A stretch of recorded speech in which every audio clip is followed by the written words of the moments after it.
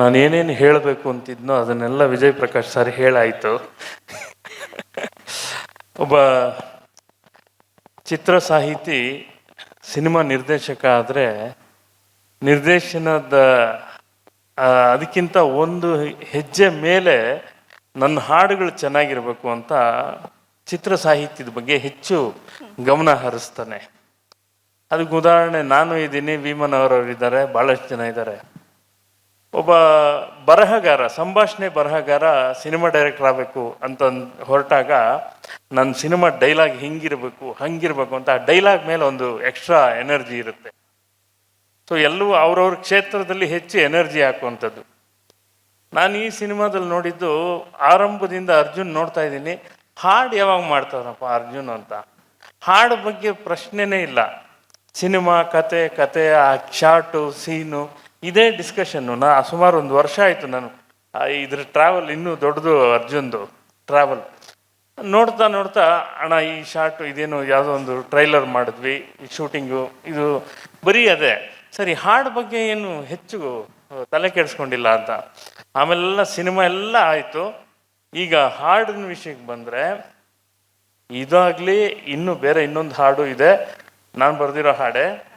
ತುಂಬ ನಾನು ಕೇಳಿ ಯೂಶ್ವಲಿ ಯಾವ್ದಾದ್ರು ಒಂದು ಹಾಡು ಬರೆದು ಅದು ಹಾಡಾದ್ಮೇಲೆ ಹೆಚ್ಚು ಅದನ್ನು ನಾವು ಎಂಜಾಯ್ ಮಾಡೋಕ್ಕೆ ಹೋಗೋದಿಲ್ಲ. ಮತ್ತು ಬೇರೆ ಹಾಡು ಬರೆಯುವಾಗ ಅದೇನೋ ನಮ್ಮನ್ನು ಡಿಸ್ಟರ್ಬ್ ಮಾಡುತ್ತೆ ಅಂತ.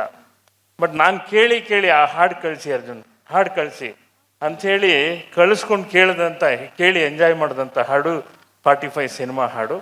ಹಾಗಾಗಿ ಸಿನಿಮಾದ ಮ್ಯೂಸಿಕ್ ಜೊತೆಗೆ ನಿರ್ದೇಶನದ ಜೊತೆಗೆ ಇಷ್ಟು ದೊಡ್ಡ ಜವಾಬ್ದಾರಿಯನ್ನು ಹೊತ್ತಿರುವಂಥ ಅರ್ಜುನ್ಗೆ ವಿಶೇಷವಾಗಿ ಒಳ್ಳೆಯದಾಗಲಿ, ತುಂಬ ದೊಡ್ಡ ಸಕ್ಸಸ್ ಆಗಲಿ. ನಮ್ಮ ನಿರ್ಮಾಪಕರು ಅಷ್ಟೇ ಭಾಳ ಆತ್ಮೀಯರು ನನಗೆ, ಅವ್ರಿಗೂ ಒಳ್ಳೆಯದಾಗಲಿ.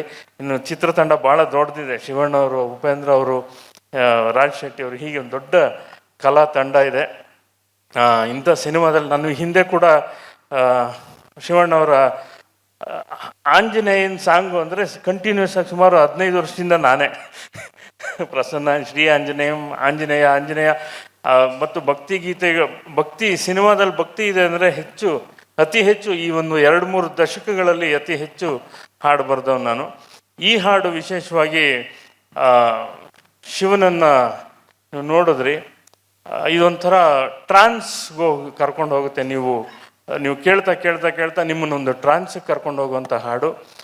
ಮತ್ತು ಇದಕ್ಕೆ ಕಂಚಿನ ಕಂಠ, ನೀವೇ ಹೇಳಿದಾಗೆ ಕನ್ನಡದ ಶುದ್ಧ ಕನ್ನಡದ ಕಂಠ ವಿಜಯ್ ಪ್ರಕಾಶ್ ಅವರ ಧ್ವನಿ ಅದಕ್ಕೆ ಬಿದ್ದರೆ ಇನ್ನಷ್ಟು ಮೆರುಗು. ಎಲ್ಲವೂ ಸರಿ. ಮತ್ತು ಕಲಾವಿದರು ಇಡೀ ಸಿನಿಮಾಗೆ ಒಂದು ದೊಡ್ಡ ಮೆರುಗು ಈ ಹಾಡು. ಒಳ್ಳೆಯದಾಗಲಿ, ಇಡೀ ಚಿತ್ರತಂಡಕ್ಕೆ ಒಳ್ಳೆಯದಾಗಲಿ ಅಂತ ಹಾರೈಸ್ತೀನಿ. ನಮಸ್ಕಾರ. ಇಷ್ಟು ದೊಡ್ಡ ಸಿನಿಮಾ ನಿರ್ದೇಶನ ಇದೆಲ್ಲ ಮಾಡ್ತಾ ಈ ವರ್ಷದ ಅಂದರೆ 2024ನ most streamed song of India Arjun Janya compose ಮಾಡಿರೋದು, ನಾನು ಬರೆದಿರೋದು ಜೇನ ದನಿಯೋಳೆ. ಜಿಯೋ ಸಾವನ್ನಿಂದ ಇಡೀ ಇಂಡಿಯಾದಲ್ಲಿ ಮೋಸ್ಟ್ ಸ್ಟ್ರೀಮ್ಡ್ ಇದು. ಅಂದರೆ ಈ ಕೆಲಸದ ಜೊತೆ ಯಾವ ಸಿನಿಮಾನೂ ಬಿಟ್ಟಿಲ್ಲ, ಕೆಲಸ ಮಾಡ್ತಾ ಇದ್ದಾನೆ ಅಂತ. Thank you. ಸ್ವಾದಿಷ್ಟತೆಯ ಸ್ವಾದ, ತಾಜಾತನದ ಆಹ್ಲಾದ, ಉತ್ತಮ ಆರೋಗ್ಯ ಮತ್ತು ಹೆಚ್ಚಿನ ರೋಗ ನಿರೋಧಕ ಶಕ್ತಿಯ ವೃದ್ಧಿಗೆ ಈಗ ನಿಮಗೆ ಸಿಗುತ್ತಿದೆ ಉತ್ತಮ ಗುಣಮಟ್ಟದ ಪೌಷ್ಟಿಕಾಂಶ Shri Vaidik millet health mix. ಇದು ಸಿರಿಧಾನ್ಯಗಳ ಸಂಪತ್ತು.